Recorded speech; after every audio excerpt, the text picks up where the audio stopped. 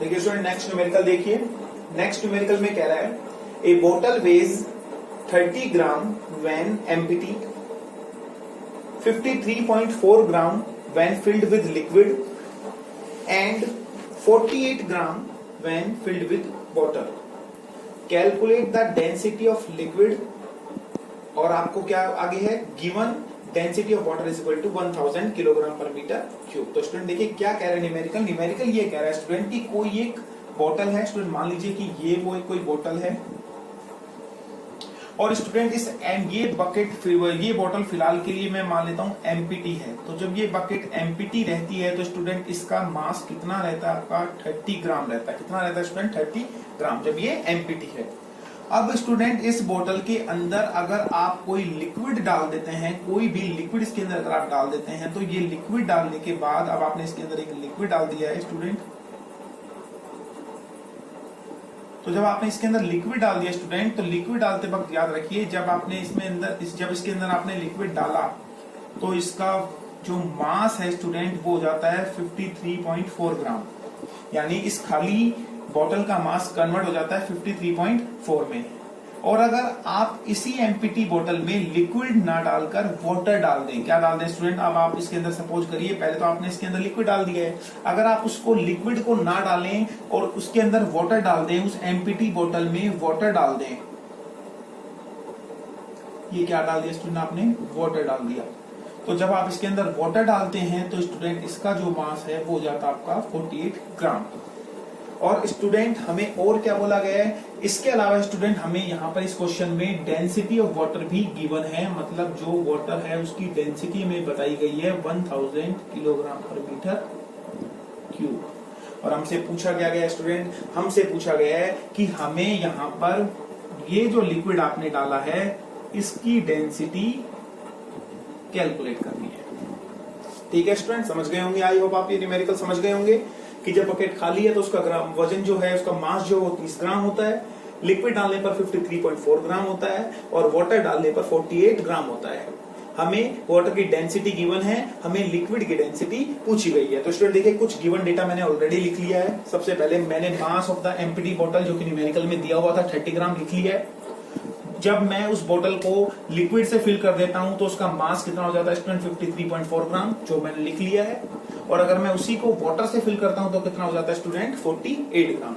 तो स्टूडेंट आप यहां से इजीली ये फाइंड आउट कर सकते हैं कि आपने जब उस खाली बोतल में लिक्विड डाला तो लिक्विड डालने से उसका मास 53.4 ग्राम हो गया।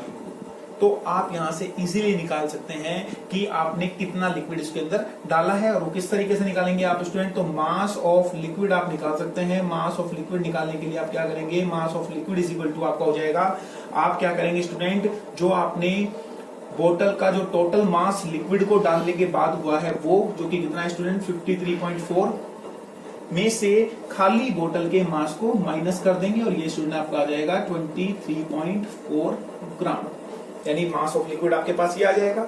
इसी तरीके से स्टूडेंट आप वाटर का मास भी निकाल सकते हैं। इसके लिए आप क्या करेंगे, वापस से मास ऑफ लिक्विड बराबर क्या करें, sorry mass of water is equal to student क्या करेंगे, फिर से जो आपने बोतल को वाटर से फिल किया उस वक्त इसका मास कितना हो गया स्टूडेंट 48 और खाली का कितना था स्टूडेंट 30, तो आप इसको माइनस कर दीजिए स्टूडेंट, कितना आ जाएगा ये 18 ग्राम। ठीक है स्टूडेंट, अब देखिए स्टूडेंट अब आप यहाँ पर वाटर का भी मास आ चुका है और लिक्विड का भी मास आ चुका है। तो यहां से स्टूडेंट आगे आप क्या कर सकते हैं, अब हमसे पूछा गया था स्टूडेंट डेंसिटी ऑफ लिक्विड। अब देखिए स्टूडेंट डेंसिटी ऑफ लिक्विड आप तब निकालेंगे जब आपको यहां से रिलेटिव डेंसिटी पता हो, क्योंकि आपको इसके अलावा और कोई डेटा न्यूमेरिकल में दिया हुआ नहीं है। तो इसीलिए स्टूडेंट देखिए यहां से डेंसिटी ऑफ वाटर में दिया हुआ है। अब यहां से हम क्या करें स्टूडेंट, देखिए हम यहां से रिलेटिव डेंसिटी निकाल सकते हैं। रिलेटिव डेंसिटी कैसे निकालेंगे स्टूडेंट, दोनों को कंपेयर करिए, मास ऑफ लिक्विड को डिवाइड कर दीजिए मास ऑफ वाटर से। मैंने आपको रिलेटिव डेंसिटी का फॉर्मूला बताया है, मास of liquid divided by mass of water. तो स्टूडेंट वैल्यू रखिए 23.4 और डिवाइड कर दीजिए 18 से। तो स्टूडेंट देखिए आप इसको जब कैंसिल करेंगे 23.4 को 18 से करेंगे तो आई थिंक ये मेरे पास निकल कर आएगा 1.3 के अराउंड। ठीक है स्टूडेंट, ये ऑलमोस्ट 1.3 के अराउंड आएगा। ठीक है, समझ रहे होंगे आप स्टूडेंट, इजी है ये। 23.4 डिवाइडेड बाय 18 करेंगे तो ये 1.3 आ जाएगा। अब स्टूडेंट देखिए आगे क्या करना है हमें, अब आगे हमें करना है student density of the liquid निकालनी है। तो डेंसिटी ऑफ लिक्विड हम कैसे निकालेंगे स्टूडेंट, ठीक है स्टूडेंट, डेंसिटी ऑफ लिक्विड निकाल दीजिए। डेंसिटी ऑफ लिक्विड निकालने के लिए स्टूडेंट क्या करना है, आप relative density is equal to होता है आपका density of liquid divide by कर दीजिए डेंसिटी ऑफ वाटर। ठीक है स्टूडेंट, फिर से मैंने एक बार रिलेटिव डेंसिटी का फॉर्मूला यूज किया, एक बार मैंने मास की फॉर्म में यूज किया, दूसरी बार मैं आपका वॉल्यूम की फॉर्म डेंसिटी की फॉर्म में कर रहा हूं। तो रिलेटिव डेंसिटी आपने निकाल ली है स्टूडेंट, दोनों को कंपेयर करके 1.3 आई है।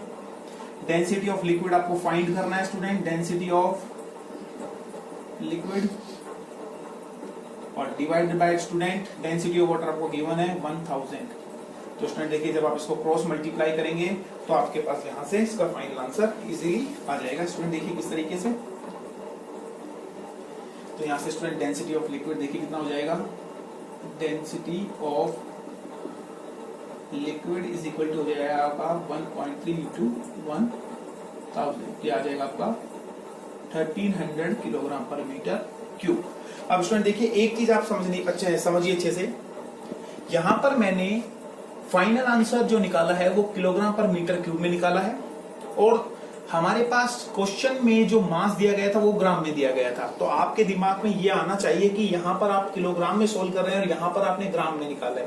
तो स्टूडेंट देखिए कोई फर्क नहीं पड़ता है, जब आप इसको यहाँ से वापस से किलोग्राम में कन्वर्ट करेंगे तो ये जब आप मास को रिलेटिव डेंसिटी निकालेंगे तो वो दोनों सेम क्वांटिटीज यानी ग्राम से ग्राम कैंसिल हो जाएगा। और आपको पता है रिलेटिव डेंसिटी की कोई यूनिट नहीं होती है, तो स्टूडेंट यहाँ पे ग्राम से ग्राम कैंसिल हो जाएगा, इसलिए मैंने इसको कन्वर्ट नहीं किया। आप चाहें तो कन्वर्ट करके देख लीजिए, आप कन्वर्ट करेंगे इसको दोनों को किलोग्राम में कन्वर्ट करेंगे और फिर से डिवाइड करेंगे तो स्टूडेंट आंसर सेम ही आएगा आपका, उससे कोई फर्क नहीं पड़ेगा। यूनिट से यहाँ पर कोई फर्क पड़ने वाला नहीं था, इसलिए मैंने इसको कन्वर्ट नहीं किया। तो स्टूडेंट देखिए क्या किया मैंने न्यूमेरिकल में, फिर से देख लीजिए। सबसे पहले मैंने मास ऑफ लिक्विड और मास ऑफ वाटर निकाल लिया, जो कि बड़ा इजी है, मैंने आपको समझाया।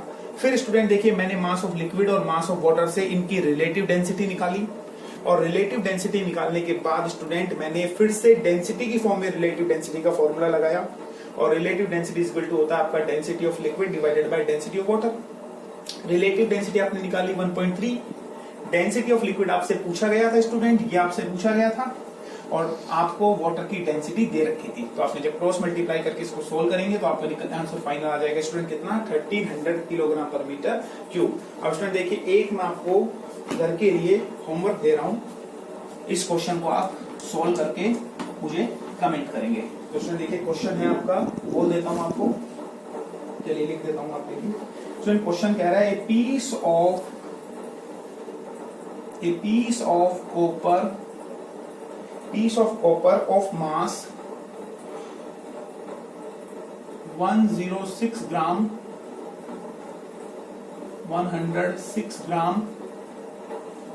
is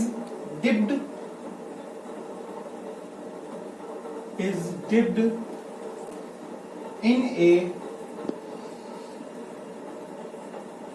measuring cylinder. Is dipped in a measuring cylinder containing water.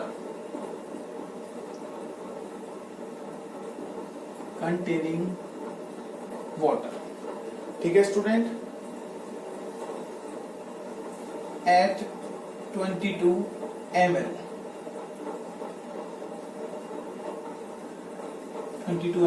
mark. The water rises to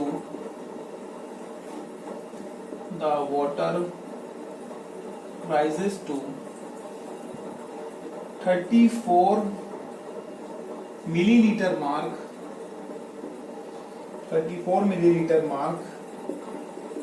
Find, student देखिए आपको दो चीजें निकालनी है न्यूमेरिकल में, वॉल्यूम ऑफ द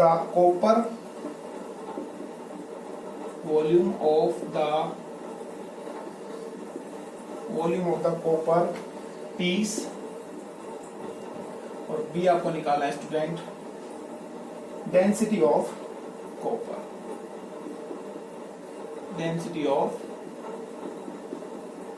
तो स्टूडेंट देखिए क्वेश्चन को मैं फिर से रिपीट कर देता हूं स्टूडेंट। ये कह रहा है piece of copper of mass 106 gram is dipped in a measuring cylinder containing water at 22 ml mark. तो इसका मतलब ये स्टूडेंट कि आपके पास एक कॉपर का कोई टुकड़ा है जो कि 106 ग्राम का है, उसको एक मेजरिंग सिलेंडर में डाला गया।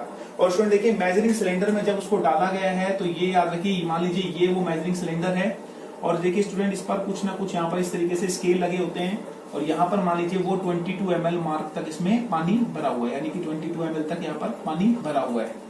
और स्टूडेंट कह रहे हैं कि जब इसके अंदर वो कॉपर का पीस डाला गया तो स्टूडेंट इस पानी का लेवल 22 से कन्वर्ट होकर कितना हो जाता है, 34 ml हो जाता है। तो स्टूडेंट हमसे पूछा गया है कि आप बताइए कि उस कॉपर के टुकड़े का वॉल्यूम कितना है और उस कॉपर के टुकड़े की या उस कॉपर की डेंसिटी कितनी है। तो स्टूडेंट देखिए ये क्वेश्चन आपको सॉल्व करके मुझे कमेंट करना है। ठीक है स्टूडेंट, आज के वीडियो में इतना ही। Thank you.